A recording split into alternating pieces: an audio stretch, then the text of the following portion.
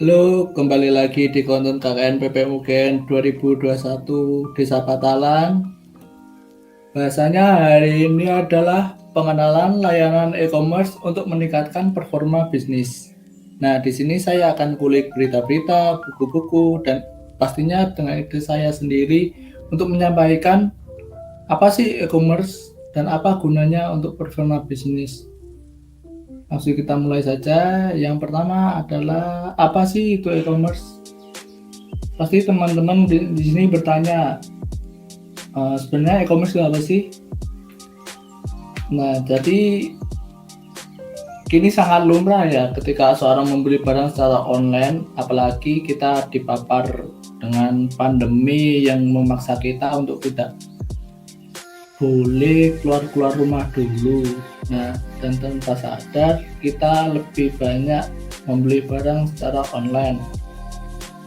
Nah, hal tersebut juga menuntut para penjual setidaknya untuk memiliki dua toko, yaitu toko online dan toko offline, dan berani memainkan media sosial untuk melihat tren dan minat konsumen. Nah, pedagang elektronik atau e-niaga, terkadang ditulis e-commerce, adalah model bisnis yang memungkinkan perusahaan dan individu membeli dan menjual barang melalui internet. E-commerce ini dapat dilakukan melalui komputer, tablet, ataupun ponsel yang dianggap sebagai versi digital dari katalog pemesanan melalui pos.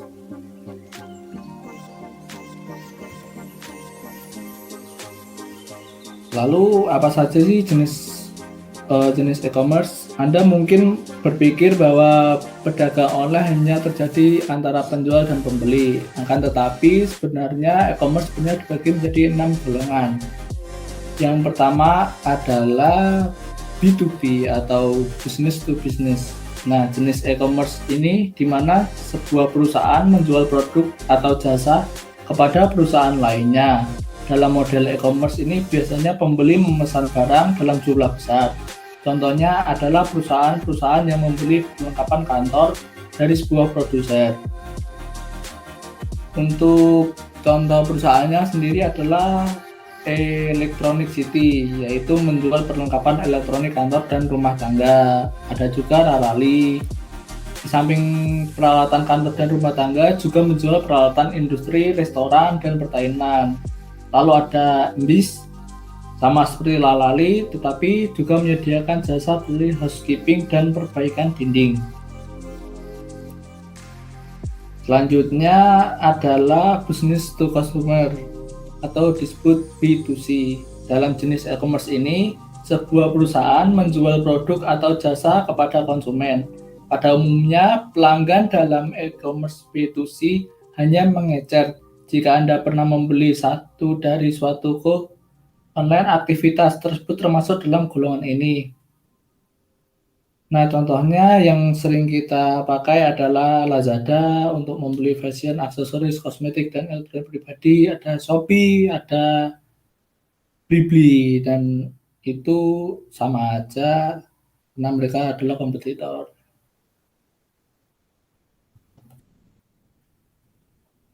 Selanjutnya ada consumer to consumer atau C2C. Nah, pernah menjual barang ke orang lain yang membutuhkannya melalui internet. Nah, aktivitas tersebut termasuk dalam jenis e-commerce ini. Dengan kata lain, C2C adalah transaksi online antara dua individu. Nah, contohnya adalah OLX, Tokopedia, dan Kaskus. Mungkin untuk anak lama ini Kaskus udah sangat OG lah ya. Selanjutnya adalah consumer to business atau C2B. Kebalikannya dengan B2C, e-commerce C2B adalah skenario di mana seorang menjual produk atau layanan kepada sebuah perusahaan. Nah, misalnya ini ada perusahaan freelance seperti Upwork, Fiverr, dan di Indonesia ada yang namanya sampingan. Nah, jasa apa sih yang bisa mereka jual? Biasanya adalah seorang graphic design, menawarkan logo buatannya untuk bisnis perusahaan, seorang data analisis gitu untuk freelance. mengulik sebuah data suatu perusahaan untuk mendapat suatu insight ke depannya. Selanjutnya yang berhubungan dengan pemerintahan. Ada dua, yaitu Business Public Administration atau B2A dan Consumer to Public Administration atau C2A. Untuk B2A, model e-commerce ini mirip dengan B2B, tetapi pelakunya adalah bisnis dan lembaga pemerintahan. Contoh B2E adalah jasa pembuatan website untuk sistem administrasi online di suatu kantor pemerintahan misalnya. Ada juga contohnya ada Chloe. Nah, ini menyediakan perangkat lunak untuk membantu kinerja perusahaan dan lembaga pemerintahan, termasuk sistem administrasi kendaraan dan aplikasi analitik. Ada juga Asela, namanya membantu pemerintahan melakukan administrasi publik dengan konsep software as service.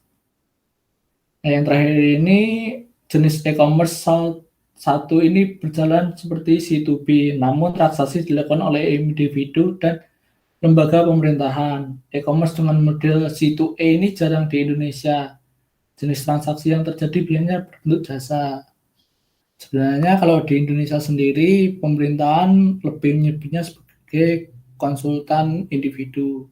Contohnya, misal kalau Kementerian PUPR butuh seorang surveyor atau analisis struktur, itu mereka biasanya mencari orang yang freelance seperti itu. Nah, selanjutnya adalah perkembangan e-commerce di Indonesia. Pada tahun 2018, firma konsultan manajemen McKinsey & Company merilis hasil riset mengenai status industri e-commerce Indonesia terkini serta proyeksi perkembangannya selama beberapa tahun ke depan. Temuannya diantaranya meliputi dua topik, yaitu pertumbuhan nilai pasar e-commerce Indonesia hingga tahun 2022 dan potensi dampak pertumbuhan tersebut terhadap lanskap ekonomi dan sosial Indonesia. Mereka menyebutkan bahwa Indonesia saat ini merupakan pasar e-commerce terbesar di Asia Tenggara, dengan kontribusi hingga 50% dari seluruh transaksi di wilayah ini.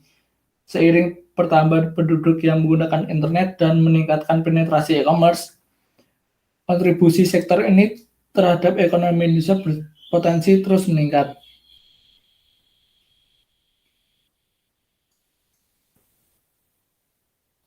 Nah, ini bisa dilihat dari grafik pertumbuhan nilai pasar e-commerce Indonesia hingga tahun 2022. McKinsey mendefinisikan e-commerce sebagai proses jual beli barang fisik secara online yang dibagi kembali menjadi dua kategori. Yang pertama adalah e-tailing. E-tailing yaitu jual beli formal melalui platform online yang didesain untuk memfasilitasi transaksi seperti Bukalapak dan Tokopedia. Yang kedua adalah social commerce, yaitu pemasaran barang melalui media online seperti Facebook atau Instagram dengan pembayaran dan pengiriman dilaksanakan melalui platform lain.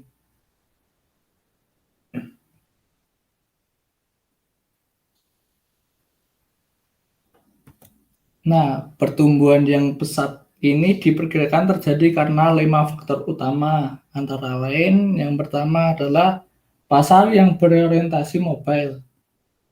Nah, ini warga Indonesia memiliki 40% dari total populasi sekitar 106 juta orang yang memakai smartphone untuk beraktivitas. Nah, hal ini berbanding lurus dengan harga paketan data seluler yang relatif murah dibanding negara Asia Tenggara lainnya, yang turut memudahkan konsumen Indonesia untuk berbelanja dengan perangkat online. Yang kedua adalah konsumen muda dan melek digital. Apalagi Indonesia ini memiliki potensi di generasinya. Ya. Sekitar 87 juta orang atau sepertiga populasi Indonesia berusia 16 hingga 35 tahun. Dan sekitar 100 juta orang terkini terdaftar di bank. Nah, bayangkan itu merupakan kekuatan Indonesia di masa depan. Kedua demografi ini tampak semakin terbiasa menggunakan platform online dan transaksi digital. Menurut McKinsey, konsumen saat ini rata-rata 2,6 lebih sering bertransaksi lewat aplikasi smartphone dibanding 2014. Selanjutnya adalah peningkatan partisipasi UMKM. Total bisnis online di Indonesia telah meningkat sekitar 4,5 juta pada 2017. Dari jumlah tersebut, sekitar 99% adalah pengusaha mikro dengan pendapatan kurang dari 300 juta per bulan dan 50% adalah bisnis online tanpa toko fisik. Nah, penggunaan platform online yang meningkatkan oleh konsumen serta hadirnya startup pendukung seperti e-commerce menurut membangun lingkungan yang kompetitif bagi UMKM untuk merancang toko online, mengurus transaksi, dan pemasaran produk. Selanjutnya adalah pertumbuhan investasi. Dari 2015 hingga 2017, Indonesia mendapatkan 5 US miliar, sekitar 69 triliun atau 38% investasi untuk perusahaan ekonomi digital di Asia Tenggara. Dari jumlah tersebut, platform e-commerce seperti Bukalapak, Matahari Mall, dan Tokopedia menjadi kategori yang paling banyak mendapat pendanaan, yaitu sekitar 41 triliun. Yang terakhir adalah dukungan dari pemerintah. Pemerintah Indonesia telah meluncurkan berbagai program untuk menunjang ekonomi digital seperti perkembangan jaringan Palapari, yang sejumlah faktor pendukung lainnya meliputi keterbukaan relatif pemerintahan Indonesia terhadap investasi asing, peluncuran Perpres mengenai roadmap e-commerce pada 2017, serta hadirnya inkubator buatan instansi negara seperti EDX Inkubator dari Bursa Efek Indonesia.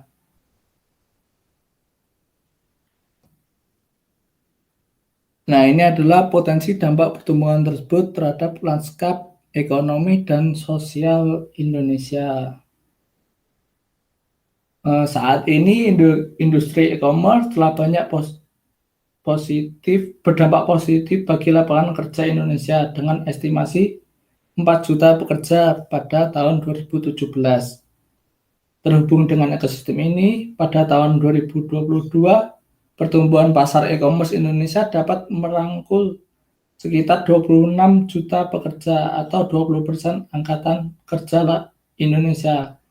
Lapangan kerja baru itu meliputi lapangan kerja baru yang muncul untuk mendukung kegiatan e-commerce seperti posisi pemrograman atau logistik di perusahaan e-tailing, dan pekerjaan yang sudah ada namun diperbarui oleh perkembangan e-commerce seperti pengolahan UMKM yang berpindah dari bisnis offline ke online.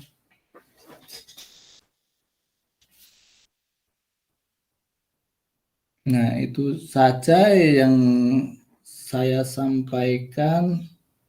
Terima kasih telah mendengarkan, semoga bermanfaat.